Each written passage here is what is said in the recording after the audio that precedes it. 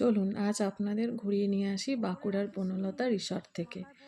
আগের দিন বাঁকুড়ারই একটি সবুজে মোড়া শিউলিবোনা রিসর্ট থেকে চেক আউট করে আমরা বেরিয়ে পড়েছিলাম।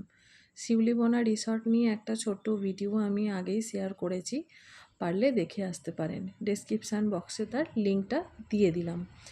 আর গাড়িতে আমাদের প্রায় 2 ঘন্টা মতো লেগেছিল বনলতা রিসর্ট যেতে। তো বেশ খানিকটা যাওয়ার পর আমরা একটা ছোট্ট চায়ের বিরতি নিয়েছিলাম। তো চায়ের বিরতি নিয়ে নামতে গিয়ে দেখলাম চারিদিকে কি সুন্দর মেঘটা সেজে উঠেছে বৃষ্টি হওয়ার জন্য। তো বৃষ্টি আমরা পেয়েও ছিলাম রাস্তায়। তো ওখান থেকে শিউলিবোনা রিসর্ট থেকে বনলতায় যাওয়ার জন্য জয়পুরের জঙ্গলের ওপর দিয়েই যেতে হয়।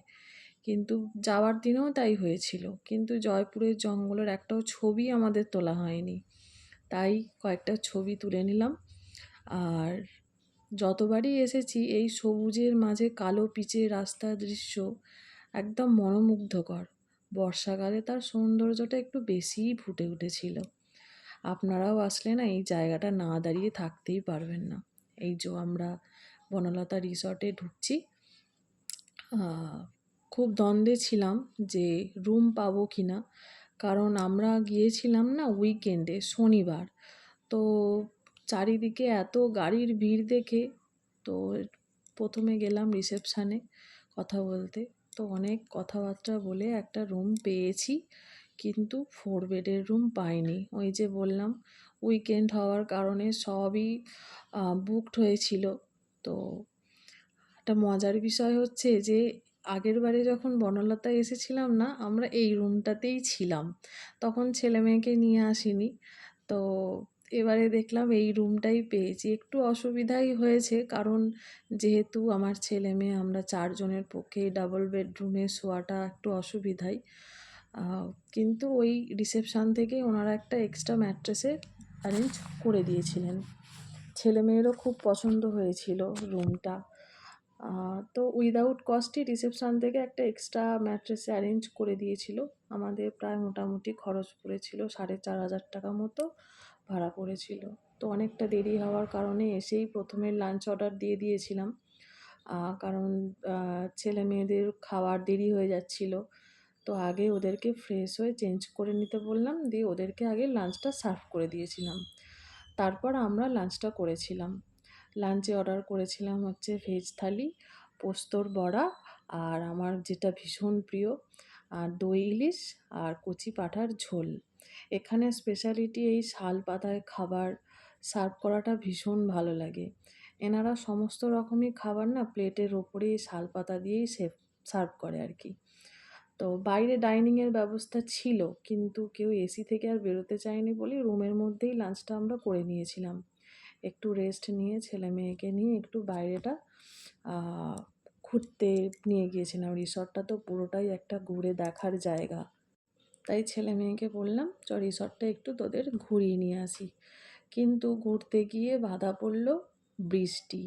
যতবারই বেরোতে গেলাম ততবারই দেখলাম বৃষ্টি চলে এলো। প্রথমবার বেরিয়ে ফেরত চলে এলাম। ছাতা নিয়ে গেছিলাম, কিন্তু একটা ছাতায় তো 3 জন হয় না। তো আমার কর্তামশাই যায়নি, ছেলে মেয়েকে নিয়ে আমি নিজেই বেরিয়েছিলাম। যেহেতু আমি একবার ঘুরে গেছি, তো সেহেতু বললাম যে চল আমি তোদের ঘুরিয়ে নিয়ে আসি। তো সেকেন্ড টাইমও তাই। সেকেন্ড টাইমও বেরোতে গেলাম, সেকেন্ড টাইমও এত জোরে বৃষ্টি চলে এলো, ছেলে মেয়েটাকে আর ঘোরাতেই পারলাম না। ঠিক আছে, কোনো ব্যাপার না, কিন্তু বর্ষাকালে এসেছি, বৃষ্টি তো হবেই। আর বৃষ্টিটা বেশ এনজয়ও করছিলাম, এত সুন্দর লাগছিল চারিদিকে। রুমের বাইরে থেকে দেখতে বৃষ্টিটা বেশ ভালোই লাগছিল। তো বৃষ্টি অনেকক্ষণই হয়েছিল, তারপর আমরা থেমে যাওয়ার পর আবার ছেলে মেয়েকে নিয়ে বেরিয়ে পড়লাম। উইকেন্ড বলে দেখছেন কত গাড়ির ভিড়, মানে সবাই এসেছে তাদের ব্যস্ততম দিন থেকে একটু বেরিয়ে এসে একটু নির্জনে সময় কাটাতে। তাই আমরাও বেরিয়ে পড়েছিলাম একটু রিফ্রেশ হতে। তো বৃষ্টি থেমে যাওয়ার পর বেরিয়ে পড়লাম ছেলে মেয়েকে নিয়ে। এইখানের বিশেষত্বটা এটাই আকর্ষণীয় জানিস, এইখানে ফুলের চাষ, এত রকম ফুলের চাষ হয়, এত রকম সবজির চাষ হয়, এত রকম মাছের চাষ হয়, যেটা দেখতে ভীষণই ভালো লাগে। এই পুকুরটা হচ্ছে মাগুর মাছ থাকে, এত বড় বড় মাগুর মাছ থাকে না, আপনার দেখতে কি যে ভালো লাগবে। এই যে দেখতে পাচ্ছেন এই ছবি ভিডিওগুলো না আমার মেয়ে সব ক্যাপচার করেছে, আমি তো ধরতেই পারছিলাম না কিভাবে ভিডিও করব, যেদিকেই তাকাচ্ছি সেদিকেই লাফাচ্ছে। কিন্তু যাই হোক, আমার মেয়ে সুযোগ সুবিধা বুঝে ঠিক ক্যাপচার করে নিয়েছে।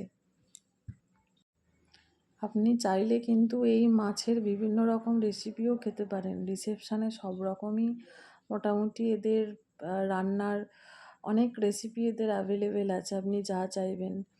আর শীতকালের জন্য দেখেছেন ফুলের চাষ এনারা এখন থাকতেই শুরু করে দিয়েছে। আর সত্যি শীতকালটা এনাদের এইখানটা অসম্ভব সুন্দর, এত সুন্দর ফুল দিয়ে বিভিন্ন রকমের সাজায়। আমার তো ইচ্ছা আছে আমি শীতকালে আরেকবার এসে এখানে ঘুরে যাব। এখানে শুধু রিসর্টে যারা থাকে তারা নয়, বাইরে থেকেও দেখেছি প্রচুর লোক এখানে ঘুরতে আসে, একটু সময় কাটাতে আসে, দেখতে আসে।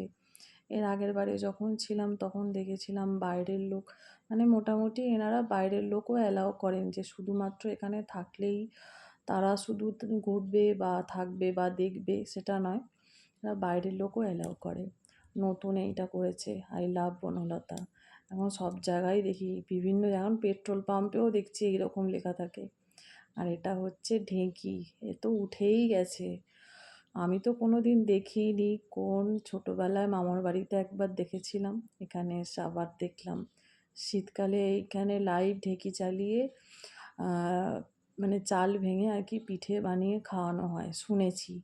শীতকালে তো আসেনি, জানি না। মানে খরগোশগুলো কি দারুণ ছিল না। দিয়ে চারিদিকে একটু ঘুরে দেখতে দেখতে আমাদের অনেকটাই সময় কেটে গেছিলো, ছেলে মেয়েও টায়ার্ড হয়ে গেছিলো। ওই যে সাদা ঘোড়াগুলো দেখছিলেন না, ওই সাদা ঘোড়াগুলো এখানে একটা গাড়িও আছে, যেমন আমাদের কলকাতার ভিক্টোরিয়ায় ঘোড়ার গাড়িগুলো কি সুন্দর সাজানো গোছানো থাকে, ঠিক সেই রকম। তো এখন অফ সিজন বলে অফ ছিল, তো ঘুরে এসে টিভি দেখতে বসে গেছে, গায়ে এসি চালিয়ে চিল করে দিয়েছে, রুম টেম্পারেচারটা দিয়ে বসে পড়েছে। সন্ধ্যাবেলা কিছু স্ন্যাক্সের অর্ডার করেছিলাম, তো এনারা সেটা খুলতেই ব্যস্ত ছিলেন খাবেন বলে। এনাদের খাবার কোয়ালিটি বা কোয়ান্টিটি নিয়ে কোনো কমপ্লেন নেই, মানে সত্যি ভীষণ ভালো, আমার তো ভীষণ ভালো লাগে, কার কীরকম লাগে জানি না। তো স্ন্যাক্সের পরে রাত্রিরের ডিনারটাও আমরা তাড়াতাড়ি করে নিয়েছিলাম। রাত্রিরের ডিনারে একটা স্পেশাল জিনিস টেস্ট করেছিলাম, সেটা হচ্ছে টার্কি, যেটা কোনো দিনও খাইনি। তো আমার ছেলে বলল মা ট্রাই করে দেখব। তো পরের দিন সকাল লাল চা দিয়ে শুরু করেছি, কারণ আমাদের বেরোতে হবে, আমাদের ছুটি শেষ, আমাদের রিফ্রেশমেন্ট শেষ।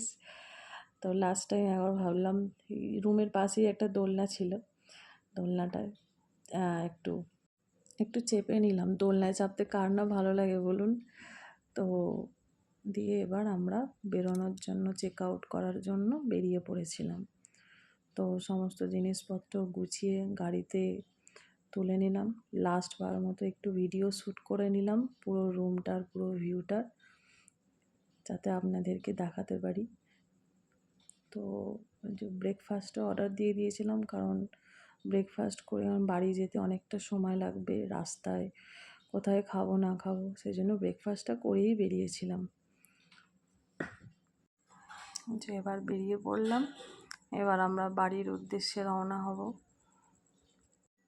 এই রিসর্টটি আমার ভালো লাগে শুধুমাত্র এর চারিদিকের পরিবেশ, পরিষ্কার পরিচ্ছন্নতা, এত সুন্দর সবুজ দিয়ে ঘেরা, আমার এই কারণেই ভালো লাগে। না হলে একই জায়গায় থাকতে বা একই জায়গার পেছনে অর্থ ব্যয় করতে বা সময় নষ্ট করতে আমি খুব একটা ইন্টারেস্টেড নই। আমার মনে হয় ওই খরচে ওই সময়ে যদি একটা নতুন অন্য কোনো ছোট্ট জায়গা এক্সপ্লোর করা যায়, একটা নতুন অভিজ্ঞতা হয়, নতুন জায়গাকে চেনা হয়, সেটা আমার মনে হয়। আমি একই জায়গায় বারবার যেতে পছন্দ করি না, কিন্তু এইখানে আমি এসেছিলাম ওই যে আমার ছেলে মেয়েকে যেহেতু নিয়ে আসিনি, সেই জন্য ওদেরকে একবার ঘুরিয়ে দিলাম। না হলে বাঁকুড়ার আশেপাশে এই বনলতা রিসর্টেরই আশেপাশে না প্রচুর প্রচুর প্রচুর মানে হোমস্টে বলুন, ছোট ছোট রিসর্ট বলুন, সেগুলোও কিন্তু অসম্ভব সুন্দর সাজানো গোছানো অনেক তৈরি হয়েছে। পরবর্তীকালে ইচ্ছা আছে সেই সব জায়গাগুলোর যাওয়ার বা ঘোরার বা নতুন অভিজ্ঞতা নেওয়ার বা নতুন জিনিস দেখার। যদি কোনো সময় আসি অবশ্যই আপনাদের সাথে সেই ভিডিও শেয়ার করব। যেমন আমরা শিউলিমোনা গিয়েছিলাম নতুন রিসর্টটি শুশুনিয়ার কোলে। ওই ভিডিওটাই আপনারা দেখবেন, পরিবেশটা এতটাই সুন্দর, আপনাদের খুবই ভালো লাগবে। রিফ্রেশমেন্ট তো সবারই প্রয়োজন হয়, তাই না? সে বড়রাই বলুন বা বাচ্চারাই বলুন। বড়রা আমরা কর্মব্যস্ত থাকি, আর ছোটরা পড়াশোনা, তাদের বিভিন্ন অ্যাক্টিভিটি এইসব নিয়ে ব্যস্ত থাকে। তো তাদেরকেও একটুখানি বিরতি বা রিফ্রেশমেন্ট দেওয়াটাও প্রয়োজন। তাই আপনারাও ঘুরে আসুন। একদিন দুদিনের ছুটি নিয়ে বা ছোট ছোট সেই সমস্ত আমাদের পশ্চিমবঙ্গের মধ্যে এরকম অজস্র জায়গা আছে যে জায়গাগুলো আপনার ঘুরতে ভীষণ ভালো লাগবে। তো আমি ছোট্ট এই বাঁকুড়ার একটা ভিডিও শেয়ার করলাম, পারলে আপনারাও ঘুরে আসুন। আমার এইটাতে খরচ হয়েছে, দেখুন খরচটা তো সম্পূর্ণ ব্যক্তিগত একদম। মানে কে কীরকম কীভাবে খরচ করবে সেটা তার একান্তই ব্যক্তিগত। তবু একটা অ্যাপ্রক্স তো সবারই একটা খরচ থাকে। আমাদের এইটা যেটা খরচ হয়েছে, আমাদের রুম রেন্ট পড়েছে প্রায় 4,500 টাকা মতো একদিন বা এক রাতের জন্য। আর খাওয়া খরচ বলতে আমাদের হয়েছে ধরুন লাঞ্চ, ইভিনিং স্ন্যাক্স, ডিনার আর পরের দিনের সকালে ব্রেকফাস্ট নিয়ে আমাদের প্রায় খাবারের বিল হয়েছিল 4,400 টাকা মতো। তো এই খরচটা অনেকে অনেক রকমভাবে, কেউ বেশিও করতে পারে, কেউ কমও করতে পারে। এটা তার একান্তই ব্যক্তিগত ব্যাপার। আমার যেটা হয়েছে বা আমাদের যেটা হয়েছে সেটা আপনাদেরকে আমি জানালাম। কিন্তু খুব ভালো লেগেছে এই দুদিনের ছুটি কাটিয়ে। প্রথম দিন শিউলিবোনা রিসর্ট আর দ্বিতীয় দিন এই বনলতা রিসর্টে কাটিয়ে খুবই ভালো লেগেছে আমাদের। তো মাঝে মাঝে আপনারাও এই ছোটোখাটো ভ্রমণগুলো করে আসতে পারেন, আপনাদেরও ভালো লাগবে। আর এটা কোনো ইনফরমেটিভ ভিডিও না, কারণ এখানে আমি কোনো জায়গায় হোটেলের নাম্বার বলুন বা হোটেল রিভিউ বলুন বা রাস্তা সম্বন্ধে কোনো ডিরেকশান বলুন, কোনো কিছুই আমি শেয়ার করিনি বা উল্লেখ করিনি বা বলিনি, কারণ এটা কোনো ইনফরমেটিভ ভিডিও নয়। আমরা জাস্ট দুদিন কিভাবে আমাদের ছুটিটা কাটিয়েছি বা আমরা আমাদের দুদিনের লাইফটা কিভাবে এন্টারটেন করেছি সেটা আপনাদের সাথে শেয়ার করলাম। আর ভালো লাগলে একটা লাইক, শেয়ার, সাবস্ক্রাইব করে দেবেন। টাটা।